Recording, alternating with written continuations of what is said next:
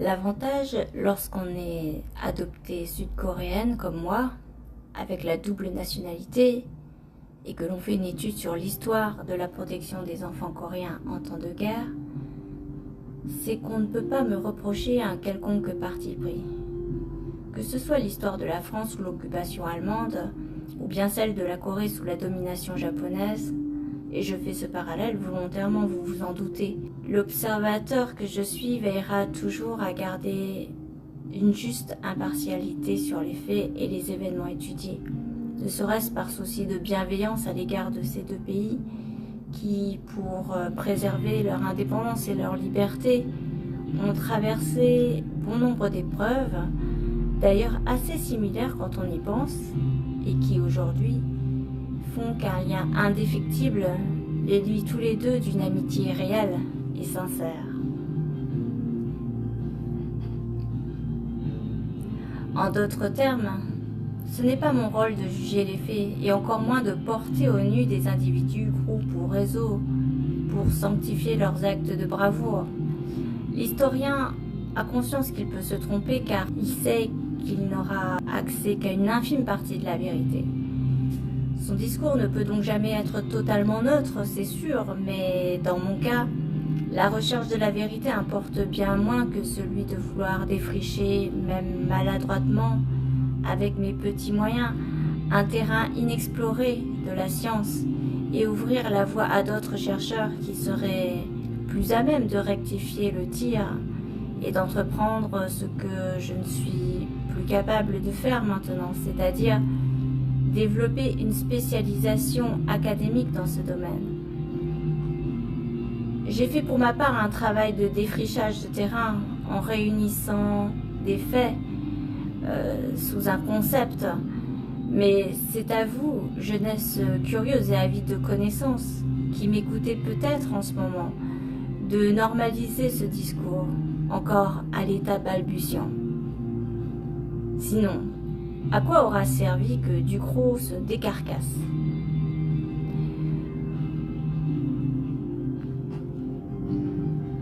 Aujourd'hui, nous aborderons la deuxième partie de ma thèse. Je rappelle, pour ceux qui n'ont pas suivi au fond de la classe, que dans la première partie, j'avais défini un nouveau concept de la protection civile en temps de guerre, apparu dans la première moitié du XXe siècle, entre les deux grandes guerres, Première et Deuxième Guerre mondiale, et qui commencera à être appliqué en Europe lors de la Seconde Guerre mondiale.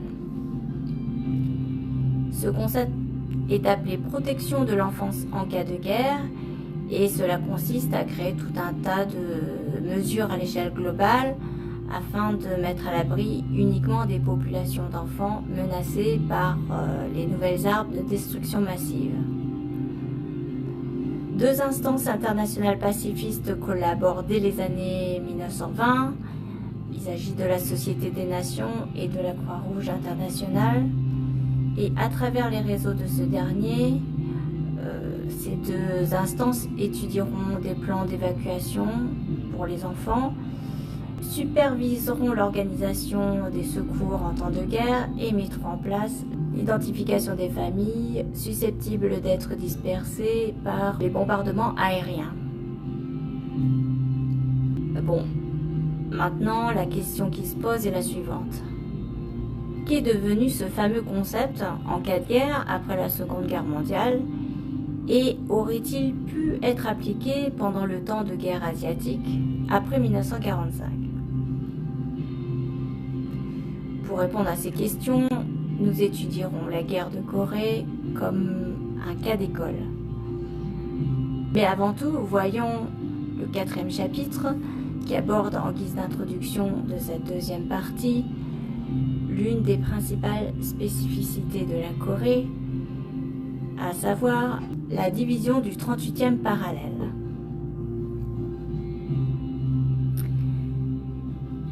Depuis la guerre de Corée, on parle souvent de ce pays à travers les tensions qui règnent en permanence entre la partie nord et la partie sud, de part et d'autre du 38e parallèle. Cette partition rend compte des deux types d'administration qui y sont actuellement exercées.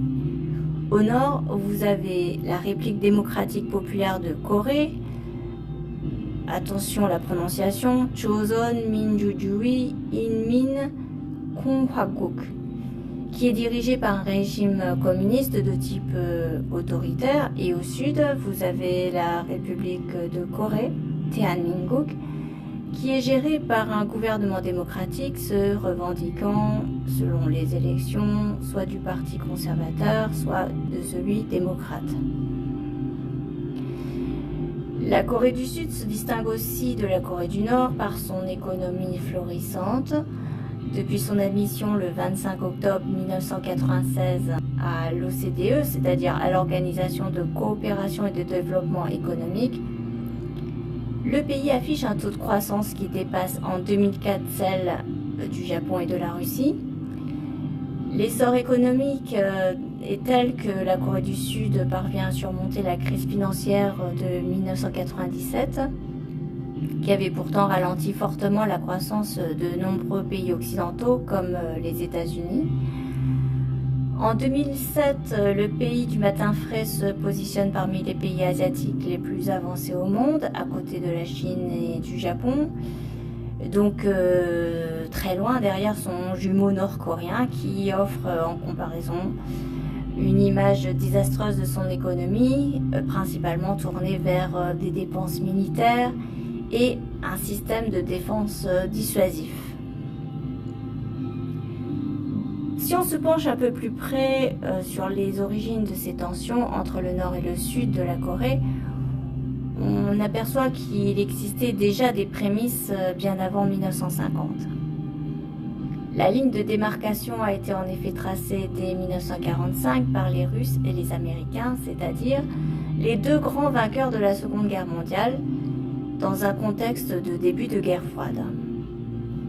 Cette frontière reflète aujourd'hui l'histoire des relations intercoréennes, mais elle applique également autant des enjeux géostratégiques, incluant des partenariats économiques, ainsi que des coopérations de défense civile.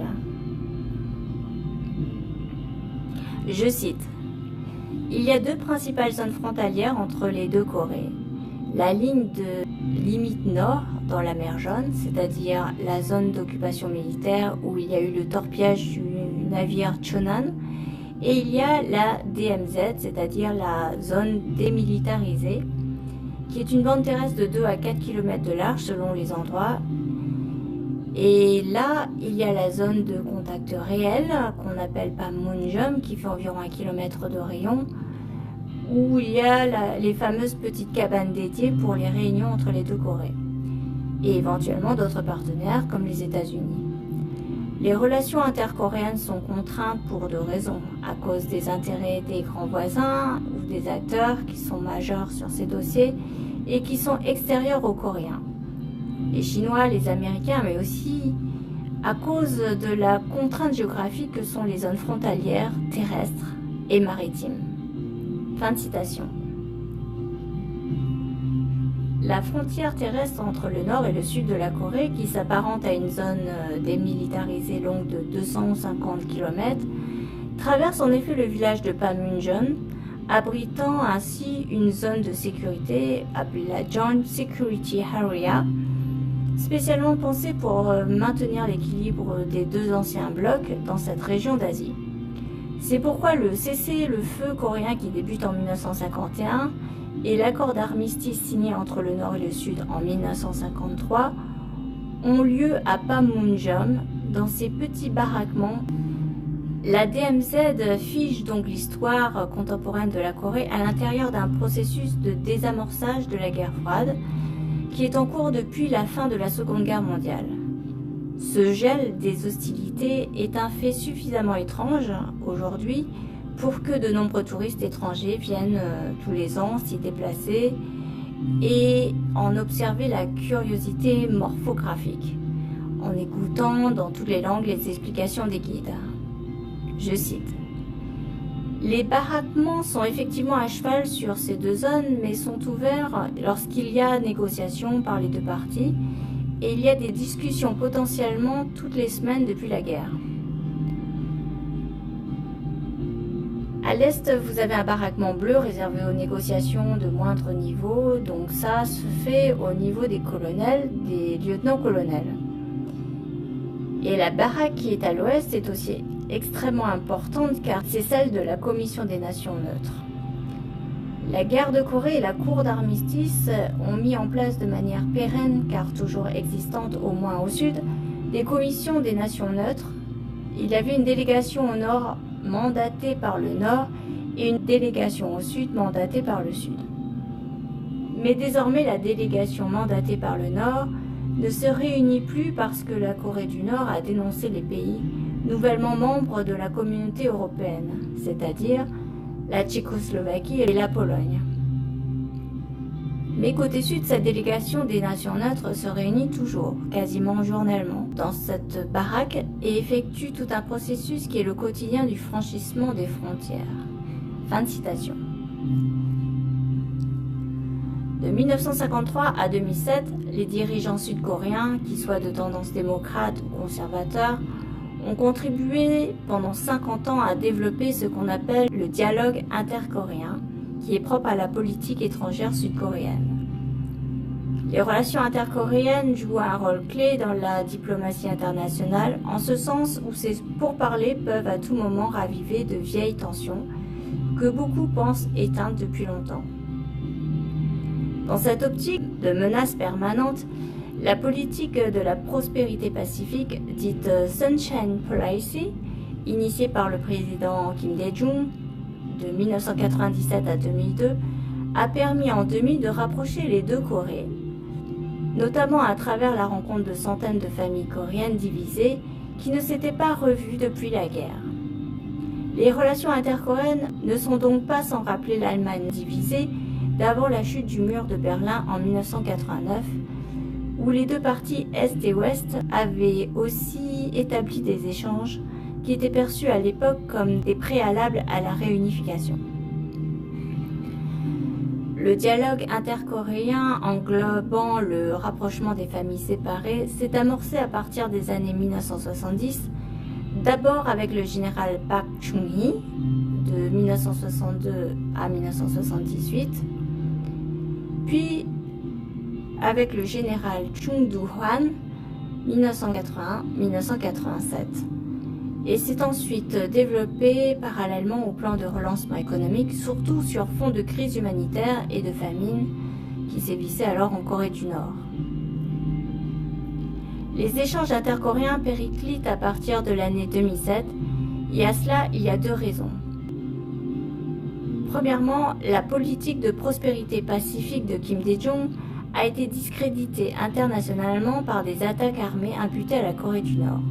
Et deuxièmement, la Corée du Nord, en se dotant officieusement de l'arme nucléaire, est revenue sur les accords du traité nucléaire de non-prolifération de 1991 pour réaffirmer ouvertement son antipathie vis-à-vis de Washington. Enfin, les rapports Nord-Sud se sont encore envenimés avec l'arrivée de la présidence sud-coréenne de Lee Myung-bak de 2007 à 2012, dont le programme a écarté des enjeux prioritaires l'entraide économique intercoréenne qui, selon l'ancien chef d'entreprise de Hyundai, polarisait trop d'efforts en temps de crise. Lee Myung-bak juge par ailleurs que le pays ne peut plus continuer à éluder la question sécuritaire nord-coréenne, qui représente une menace grandissante dans toute la région Pacifique, en multipliant les tirs d'essais de missiles nucléaires. Il faut ajouter qu'en 2007, les Sud-Coréens subissent le contre-coup de la crise des subprimes, une crise provenant des États-Unis, son principal partenaire économique. La Corée du Sud est malgré elle devenue, après 2007, un médiateur entre la Corée du Nord et les États-Unis. Pendant plus de 54 ans, de 1953 à 2007, l'idée d'une possible réunification était encore en vigueur, mais face à une Corée du Nord qui se militarise dangereusement, les sommets de la paix se sont espacés de plus en plus dans le temps jusqu'à totalement cesser. Je cite. Kim Dae-jung n'a pas inventé la politique de Sunshine. À partir de 1997, il a pris les pistes préexistantes susceptibles d'évoluer positivement des présidences précédentes et ensuite il a construit une nouvelle démarche qui a débouché entre autres sur le sommet de 2000. La période de tension inédite paroxystique connue en 2010 Elle est le résultat d'une dégradation des relations qui s'est enclenchée à partir de 2008 avec la mise en place à Séoul d'une politique, d'une approche intercoréenne différente, fondée sur d'autres logiques et qui surtout réfutait l'approche des deux présidences précédentes, qui était une approche très axée sur l'aide et les soutiens financiers. Cette approche précédente, dite de la Sunshine, met de côté le traitement en intercoréen de la question nucléaire. À partir de 2008, la nouvelle administration considère que c'est un enjeu majeur d'en faire le point clé, avec une approche avec le Nord et même une précondition. Certains considèrent que la question nucléaire est un outil de négociation vis-à-vis des Américains seuls et qu'a fortiori, la menace nucléaire nord-coréenne n'est pas destinée à Séoul, mais plutôt destinée à négocier avec les Américains. D'autres considèrent au Sud que la question nucléaire est aussi au cœur du débat intercoréen. 2000 n'est qu'un moment de la relation intercoréenne et de la volonté d'engagement, mais il faut en revenir à au moins deux exercices précédents fondamentaux et extrêmement importants. En intercoréen, il y a eu les accords de 1991-1992 qui ont débouché sur des engagements intercoréens extrêmement importants et détaillés, y compris au plan nucléaire. Déjà au début des années 1990, la Corée du Nord a ressenti le besoin d'accepter d'avancer sur les relations intercoréennes, y compris en évoquant en intercoréen le sujet nucléaire. On peut encore remonter auparavant en 1972, qui est l'année de la première négociation et discussion en intercoréenne. On était pourtant au temps du général Park, donc un régime fort, et ce régime-là, en raison du changement de portage américain dans sa relation avec la Chine, la Corée du Sud a estimé qu'il fallait revoir sa relation avec le Nord et passer de l'antagonisme à une volonté de discussion et de négociation. Fin de citation. Comparé à l'histoire de la division et de la réunification allemande, l'histoire de la division coréenne est une spécificité de l'histoire contemporaine, car elle semble s'éterniser dans le temps jusqu'au point de servir de modèle type à d'autres pays qui se retrouvent eux aussi fracturés par des luttes intestines téléguidées de l'extérieur. Néanmoins, on soulignera pour clore ce chapitre que 70 ans de division coréenne est bien loin de faire oublier l'histoire d'une Corée unifiée, plusieurs fois millénaire, qui s'est d'abord entredéchirée dans des guerres d'invasion, puis remodelée par des jeux d'alliance et enfin uniformisée sous la forme d'un profil de lapin tourné vers l'Occident.